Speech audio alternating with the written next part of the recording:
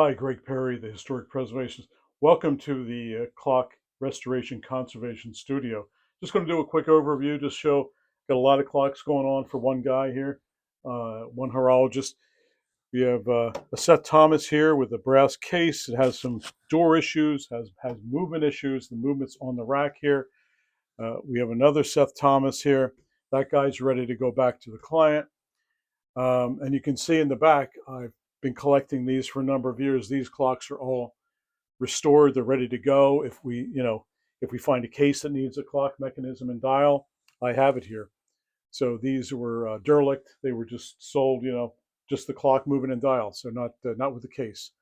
And there's one up there actually I made with a rocking ship about 20 years ago. So, and over here we have an Edward Hudson of Cape May. Edward Hudson, he worked in the Woodbury, New Jersey area.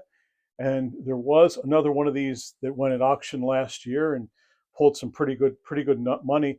But sometimes you would have people at, vacation spots would say, "Hey, Edward, come on down. Can you make a clock for us and put a clock together and put your name on it and put Cape May." They want to see their name. So that happened a lot in the Boston area for Martha's Vineyard and Nantucket. They had a couple clockmakers out there, but there are some clockmakers from the Boston area would produce clocks and put Nantucket on. And the guys traditionally, his home base is in Boston or the suburbs or on the Cape. So you'd find this occasionally. And so this guy is going to be, this is a client. They want to just get the mechanism serviced and send this guy off to auction. And we'll see the case later on in the studio. And the last thing is, this is a Germantown shelf clock. And it's John Hagee of Germantown. And this guy's running right now. These are some of the least clocks that I don't like to do, only because they become heavy and they're difficult to move. And, generally the weights are already in there. I just prop them up on the either side so that you can't have them dangling because we have wooden pulleys up here. So you need to take the weight off the weights inside the clock. But just delivering these things, I mean, it's not huge, but it's cumbersome. And I just don't like it from that standpoint. This is a great 8-day movement. It's a movement right out of a tall case clock on here, basically, with some gear ratio, for the drop. They've compensated for that, obviously. But it's a great movement and kind of a rare maker to see him in a shelf type clock. Nice thing about this, it's a little bit of figure mahogany, and 1840s, something like that. And the silver is starting to oxidize. It just gives it a nice little ambiance there. So that's ready to go back to the client this coming week. And let's move over to the other room where the racks are. So again, we have several clocks operating now. A lot of these are ready to go back to clients, anywhere from cuckoo clocks to something I really don't like to work on is like a 30-day type clock. And we have the cuckoo clock here. It's going out tomorrow, actually. And a nice quarter striking here, English with a bell.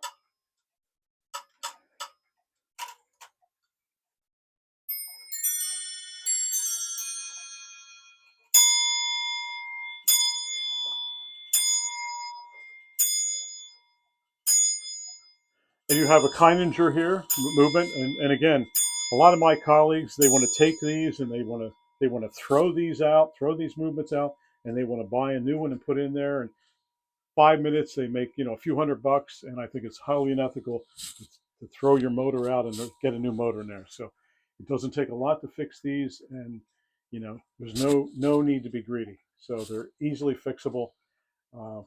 And in the back there, we have, and you'll see the washer and dryer. This is the wash. This is the cleaning room. We have two Hermle movements on the racks back there. And we have a French Morbier here. And we have two Hershades, which I just started. And that's out. That one's Hershade on either side. They've been cleaned, reassembled. And there's some other things I need to do to them. I'm actually, the one Hershade here, I'm working on the dial. I have it all disassembled, but look at the beauty of that gilding, that mercury gilding, absolutely phenomenal. So I did the dial last night. I have to silver the ancillary rings and the boss and things like that. That'll be putting that back together this evening. And then you have over here, you have the Morbier clock. And the Morbier clock, not only did I restore or service the mechanism, but the entire surround was not black, but it was a dark brown. The pendulum was dark brown, and it's cleaning up. Very sympathetic with a almost a cotton or a natural bristle brush and some cotton swabs and things like that, because you don't want to get this into any ammoniated cleaner. It's so thin it's going to bite right through it, and we don't want to go there, so we're not doing that. And then we have the other Hershady here. That's going to be right there. That dial right there. That's going to be restored. I mean, it's the you can see here the silvering is gone, and the numbers aren't popping out too much. And I need to restore some of the painting on the dial here, the moon phase, the rolling moon. So that's what we have at present. I couldn't fit too many more. I have boxes of them out here that have come in from around the country, but this will keep you busy 7 days a week. Gregg Perry, the historic preservationist from the Clock Studio, signing out. Thanks everyone for viewing.